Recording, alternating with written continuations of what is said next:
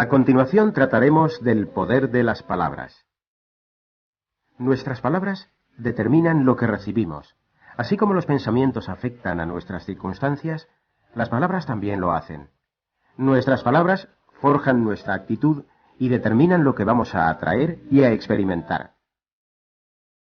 Cuando nos interesa seriamente ser felices, debemos tener cuidado al hablar. Hablaremos positivamente sobre nosotros mismos y evitaremos rebajarnos. No se trata de imaginar que uno es perfecto, sino de saber que no es posible sentirse uno bien si no deja de quejarse de su propia persona, del trabajo, de los amigos, de los parientes y de todo lo que le rodea. Algunas personas dicen: haré lo que sea por ser feliz siempre y cuando no tenga que cambiar nada de mí mismo. Es una falsa postura. Si una persona está verdaderamente harta de ser infeliz, tiene que modificar su actitud y cambiar su manera de hablar. Se requiere disciplina y esfuerzo, pero el asunto es simple. Las palabras afectan a nuestro poder personal. Las palabras que empleamos se filtran constantemente en nuestro subconsciente y se convierten en parte de nuestro carácter y de nuestra persona. Ellas revelan a los demás con exactitud cuánta seriedad y compromiso dedicamos a obtener resultados positivos. Algunas palabras suelen minar nuestro progreso. Siempre que utilizamos la palabra tratar, damos a entender que no tenemos el control de la situación. Si vas a tratar de hacer bien el trabajo, o a tratar de llegar a tiempo, o a tratar de ser feliz, estás suponiendo que quizá lo hagas o quizá no. Sustituir la palabra tratar por una afirmación categórica implica un reto y nos dará mejores resultados. Puede parecer una minucia, pero es importante para forjar la impresión que causamos en los demás y en nosotros mismos. La expresión no puedo también menoscaba nuestro poder personal. Decir simplemente no en lugar de no puedo suele ser más acertado. Por ejemplo, al decir no te veré mañana, indica uno que tiene el control de la situación y que ha tomado una decisión. Los investigadores afirman que en realidad jamás olvidamos algo. Tenemos toda la información en la mente. El problema es evocarla. Ello explica por qué de pronto olvidamos el nombre de una persona y lo recordamos al día siguiente. El nombre no huyó de la mente y regresó 24 horas más tarde. Estuvo ahí todo el tiempo, pero al principio no podíamos evocarlo. Las palabras afectan al subconsciente y la memoria está estrechamente ligada a este. Si de manera constante alimenta usted su subconsciente con el programa Recuerdo las cosas, notará que su capacidad de evocación aumenta espectacularmente. Hablemos ahora de las afirmaciones. Una afirmación es un pensamiento positivo que evocamos repetidamente. Utilizar afirmaciones le permite elegir pensamientos de calidad e implantarlos en su subconsciente para sentirse mejor y actuar de modo positivo. Supongamos que va conduciendo por la carretera y padece un intenso dolor de cabeza. Tiene entonces la oportunidad de combinar el poder de las palabras con el poder del pensamiento. Debe repetir continuamente la siguiente frase: tengo la cabeza de maravilla. En cuanto empiece a decirlo, una vocecita interior responderá: no mientas, hombre, la verdad es que te sientes mal. Sin embargo, si persisten las afirmaciones positivas, éstas se arraigarán en el subconsciente. Con toda seguridad empezará a sentirse mejor y probablemente media hora después se le ocurrirá pensar: hace un rato me dolía la cabeza, ya se me ha quitado el dolor. ¿Habrán sido las afirmaciones o simplemente la casualidad? Utilizar las afirmaciones no quiere decir que ya no tenga uno la obligación de esforzarse para obtener una mejor situación. Las afirmaciones son atajos para acondicionar la mente y obtener lo que se desea. Si usted decide integrarlas en su vida diaria, advertirá que son herramientas sencillas y poderosas. Puesto que no son complicadas, quizá piense: yo no voy a hacer esas bobadas infantiles. El resultado será que dentro de un año seguirá sufriendo dolores de cabeza y seguirá sin emplear su mente al máximo.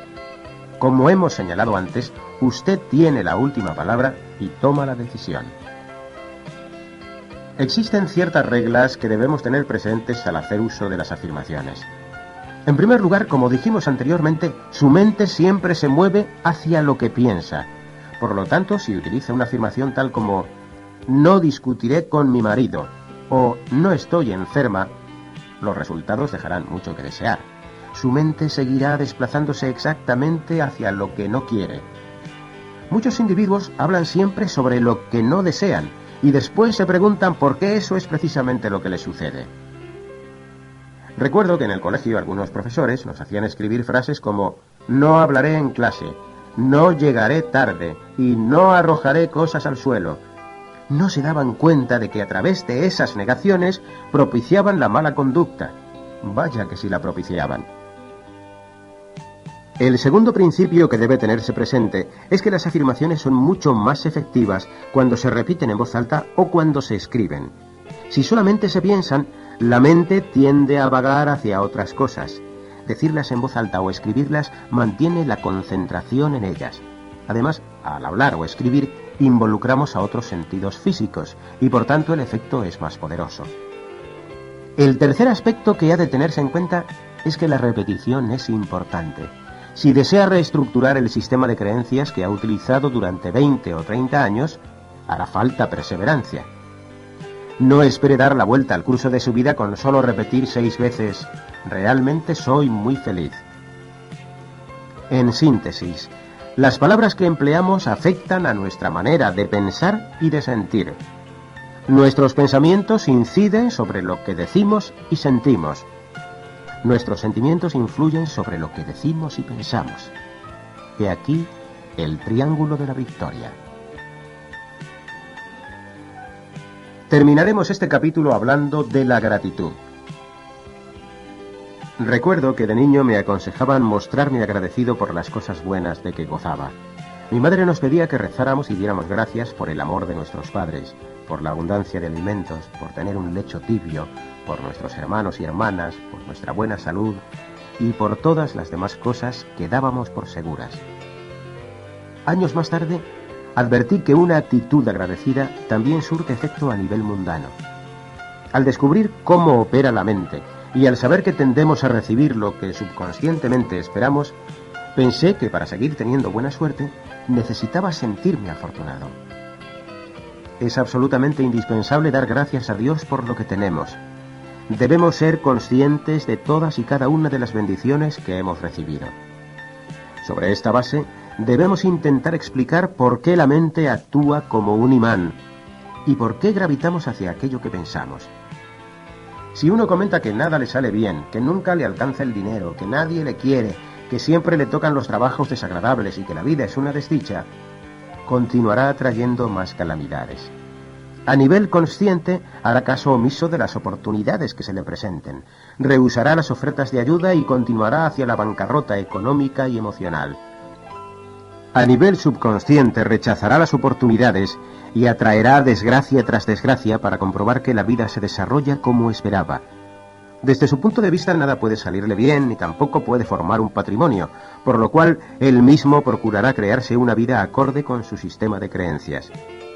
Quien piensa constantemente en lo que le falta tiende a recibir cada vez menos de lo que desea. Por el contrario, quienes gozan de las más bellas amistades son quienes más las valoran. Las personas que viven activamente y con plenitud son las que todo el tiempo se alegran por lo que la vida les ha otorgado. Parecería que en muchos casos la sociedad nos condiciona a ver el lado negativo de la vida.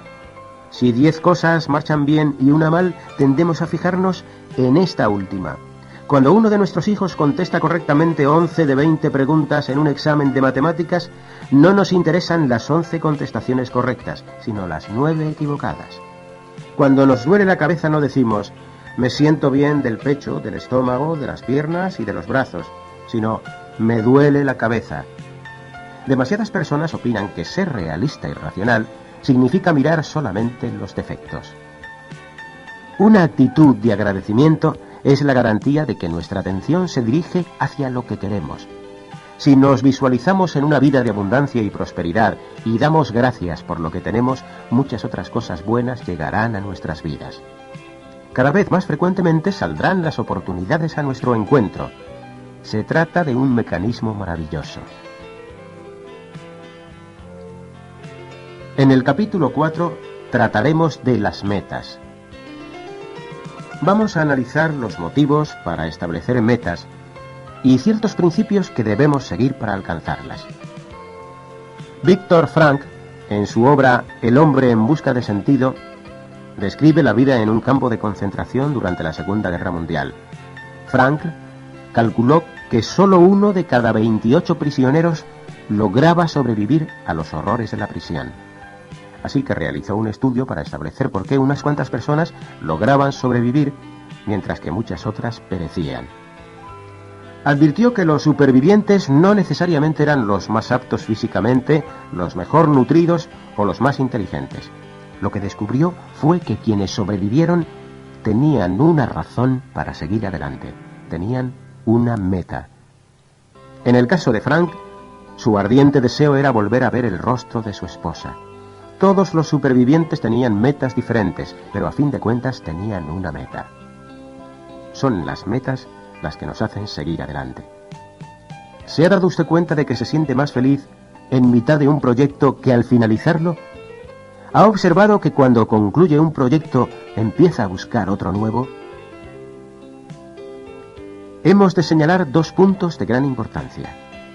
Primero, establecemos metas por naturaleza. No podemos vivir sin ellas, o al menos no por mucho tiempo. Por lo tanto, si todavía no ha establecido sus metas, no tarde en hacerlo.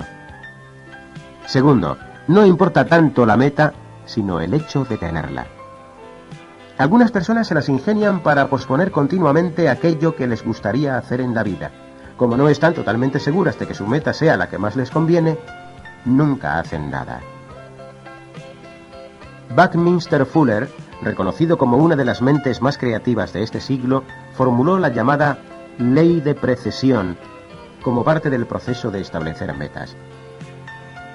La precesión es el principio por el cual invariablemente obtenemos muchas más cosas al buscar una meta. Lo importante no es el hecho de alcanzar la meta, sino de aprender y perfeccionarnos en el proceso. Es posible que usted piense: pasé 5 años en la universidad para conseguir este título, un miserable pedazo de papel. Lo que no advierte es que también conoció a mucha gente, que aprendió mucho sobre sí mismo y que realizó muchas experiencias que de otro modo no hubiera tenido. Lo importante no es el papelito, sino el recorrido efectuado. Si ha decidido cruzar Europa caminando, comprar un Ferrari o fundar una nueva empresa, lo importante no es la caminata, el coche o la empresa, sino el tipo de persona en que tiene que convertirse para lograr sus metas. Al perseguirlas, adquirirá mayor determinación, mejorará su poder de persuasión, aprenderá disciplina personal, acrecentará su ímpetu, logrará mayor seguridad en sí mismo o conocerá a la pareja ideal. Los logros que obtenga al perseguir sus metas no son lo más importante. Lo que realmente interesa es en qué tipo de persona me transformo. Cuando se proponga alcanzar una meta, vale la pena que recuerde cómo operan las cosas en este planeta. Nada se mueve en línea recta. Ninguna meta se alcanza sin antes haber superado diversos obstáculos. A base de pequeñas embestidas y retiradas, la marea sube poco a poco hasta cubrir la playa. El árbol, al desarrollarse, pierde sus hojas periódicamente, pero en cada oportunidad crece un poco para compensar la pérdida. Los obstáculos son parte de este mundo. Las personas de éxito no son especialmente brillantes, ni especiales, ni listas. Sencillamente entienden cómo funcionan las cosas y saben que el progreso personal tiene que ocurrir en concordancia con los principios que gobiernan todo lo que existe a su alrededor. Comprenden que el logro de nuestras metas se debe a que nos corregimos continuamente. Nos salimos de la línea, pero corregimos y recuperamos la dirección correcta. El capitán de un barco hace lo mismo. También lo hacen quienes lanzan al espacio los cohetes y los misiles. Corregir, corregir, corregir. Hay otra razón para establecer metas. Ya hemos hablado de cómo gravitamos hacia lo que pensamos intensamente. Si tiene metas claras en su mente, sus pensamientos le ayudarán a llegar a ellas. Si no, sus pensamientos le llevarán de todas formas hacia aquello en lo que piensa. Su mente le proyectará en la dirección de sus pensamientos dominantes. Un detalle importante. Todos los especialistas en desarrollo personal sugieren, indican, ruegan e insisten en que pongamos por escrito nuestras metas. Solemos elaborar largas listas para que nada nos falte al hacer la compra o al preparar las fiestas. Sentimos esa necesidad y conocemos su eficacia. Lo insólito es que, a pesar de que sabemos que las listas funcionan, solo alrededor de un 3% de nosotros las empleamos para ordenar nuestras vidas. En el acontecimiento más importante de todos, la vida, la mayoría de la gente deambula sin tener la más mínima intención de elaborar una lista de lo que quiere, pero siempre se pregunta por qué no logra nada. Elaborar una lista no es lo único que debemos hacer, pero constituye un método y una estructura que nos ayuda a lograr lo que deseamos en la vida. La mayoría de la gente dedica más tiempo a planear sus fiestas que sus vidas. Luego se preguntan por qué no son todo lo felices que podrían ser. Lo único que limita nuestro éxito es la idea de que no seremos capaces de lograrlo. No es novedad para nadie el hecho de que quienes dicen que pueden, puedan, y quienes dicen que no pueden, no puedan. La persona que afirma voy a triunfar, haré lo que sea necesario, trabajaré tanto como haga falta, aprenderé todo lo que pueda o cambiaré lo que tenga que cambiar, lo logra. Cuando dudemos de nuestra capacidad para conseguir algo, evaluemos los obstáculos que otros han superado. Tenemos el caso de Demóstenes, el gran orador griego, quien padecía un grave problema de tartamudez. Para luchar contra su mal, hablaba con la boca llena de piedras, sabiendo que si dominaba esa técnica sería capaz de hablar en público. A la edad de 31 años, Abraham Lincoln fracasó en los negocios. Perdió las elecciones para un puesto público a los 32. Fracasó nuevamente en los negocios a los 34. Murió su prometida a los 35.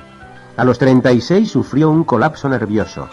Perdió como candidato para el Congreso a los 43, a los 46 y a los 48.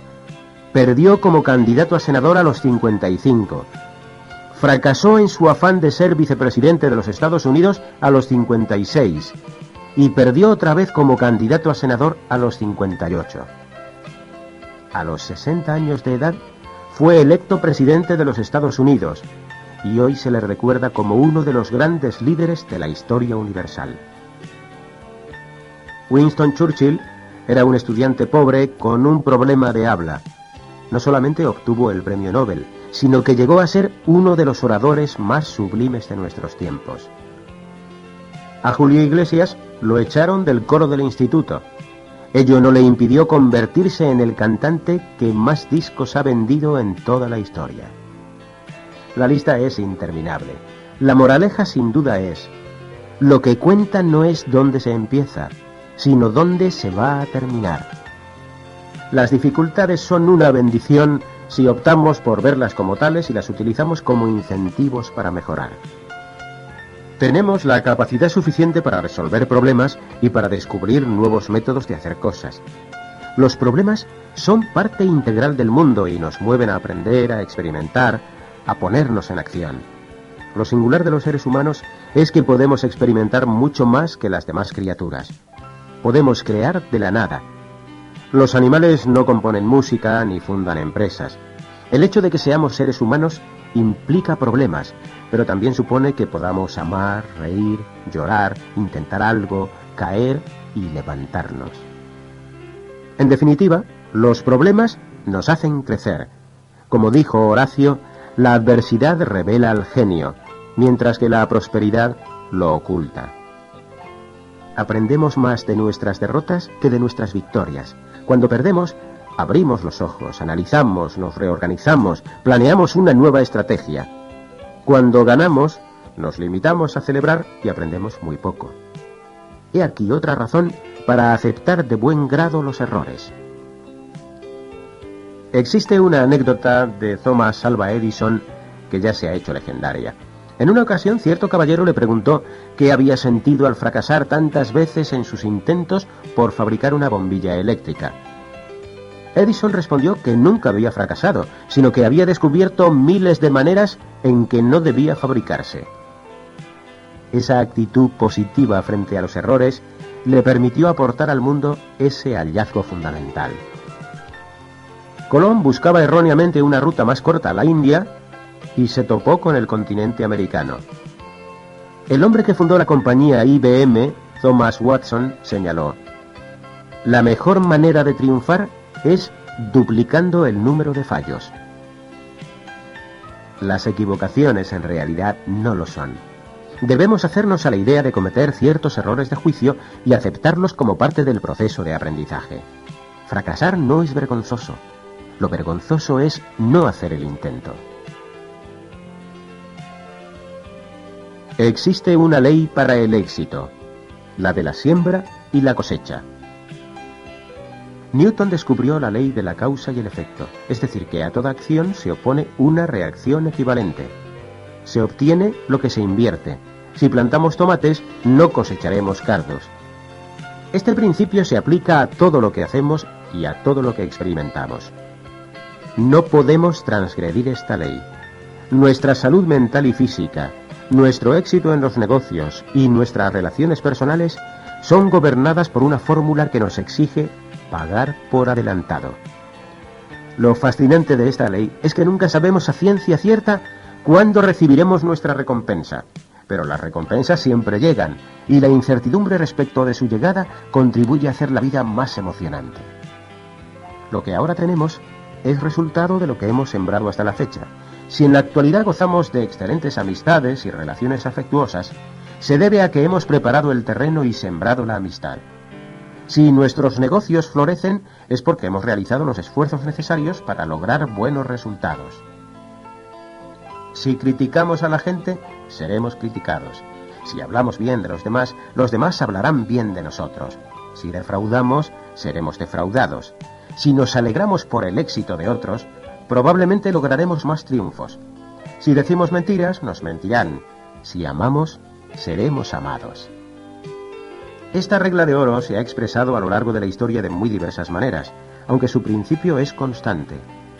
Los demás le tratarán como usted a ellos. Lo que ofrezca, eso mismo recibirá. Es una norma que se halla en la cultura egipcia, en Confucio, en Aristóteles y en la Biblia.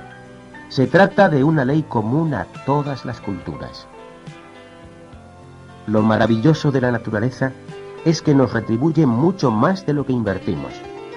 Si usted planta una pepita de melón, no recibe a cambio otra pepita. La naturaleza es muy generosa.